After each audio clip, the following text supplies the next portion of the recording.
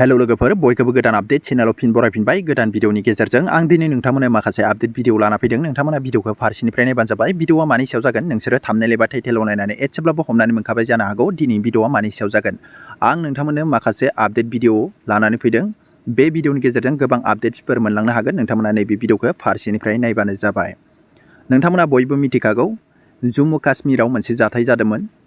जोंहा दासान्दि इन्डियान आरो पाकिस्तानजों मा जादों नोंथांमोना बयबो मिथिखागौ। गोबां भिडिअ नायबाय जानो हागौ, गोबां निउसफोर नोंथांमोना खोनाबाय जानो हागौ, नुबाय जानो हागौ। नाथाय मैया थांनाय हराव 10 तारिखआव मा जानानै थांनाय हरनि समाव आं नोंथांमोननो नैबे भिडिअनि गेजेरजों आपडेट होलांगोन। नोंथांमोना नायबानो जाबाय।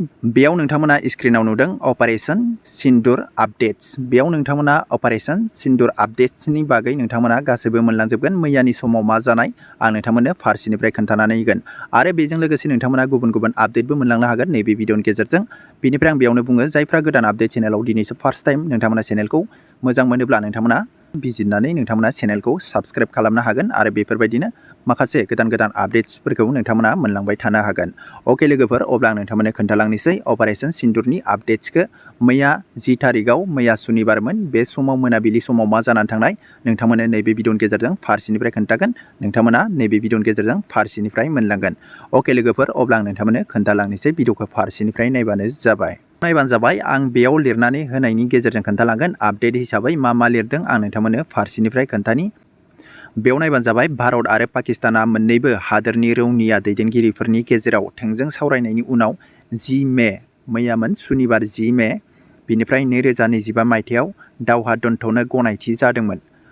सिक्सफायार लादोंमोन। नोंथांमोना गोबां निउसफ्रावबो नुबाय जानो हागौ आरो गोबां इउटुबफ्राव नोंथांमोना भिडिअफोर नुबाय जानो हागौ। मैया बिसोरो मोनसे थोंजोङै मोनसे बुंनानै होदोंमोन दि आरो गोबां मानसिफोरानो भिडिअ बानायनानै होदों आरो ससियेल मिडियायाव गोबां गोसारदों बिसोरो दावहाखौ दोनथ'सै होननानै। बिनिफ्राय बिसोरो बे समावनो हरनि समाव मैया सुनिबारनि मोनाबिलि समाव हरनि समाव बिसोरो मा खालामनायखो पाकिस्ताना जम्मु काश्मीर, पान्जाब आरो राजस्थानाव लाइन अफ कन्ट्रल आरो गेजेर हायुंआरि सीमायाव गुलि गावनानै माखासे घन्टानि गेजेरावनो दावहा दोनथ'नायखौ सिफायदोंमोन। बिथांमोना आरो फिन बेखौनो जागायफिनदोंमोन आरो बिसोरो दावहाखौ दोनथ'नो होननानै सिगाङाव लादोंमोन। बिनिफ्राय बिसोरो दावहाखौ आरो गावसोरनो जुरिफिनबाय गोदानै। पाकिस्ताननि ड्र'नआ इन्डियान एयारबेसआव हाबफैदोंमोन दै।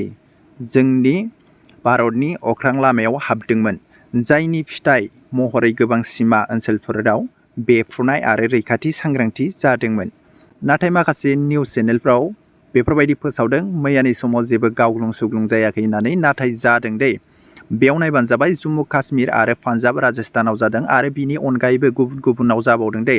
बेयाव गासैखौबो डाइरेक्टलि एक्जेक्टलि बुंजोबनो हायाखै आरो नोंथांमोना आपडेट मोनबावगोन।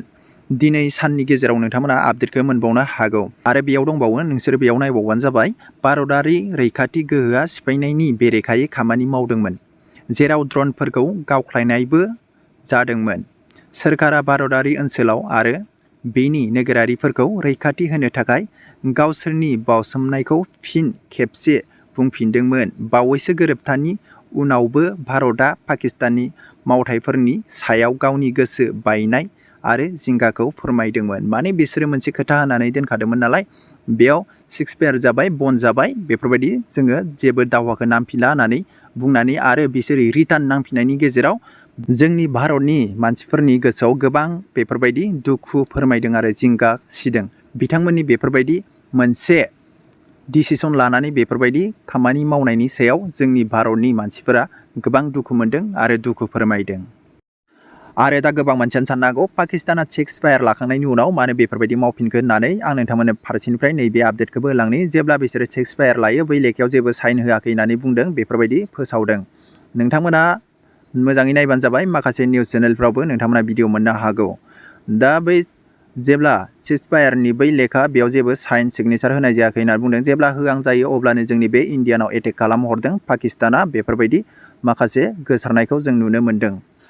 आरो बेनि गेजेरावनो आं नोंथांमोननो मोनसे आपडेट होलांबावनि, नोंथांमोना बेखौबो नायबानो जाबाय। बयबो मिथिखागौ दै बड'लेण्ड बुब्लि होननानै बुङोब्ला मोनसे निउस चेनेल।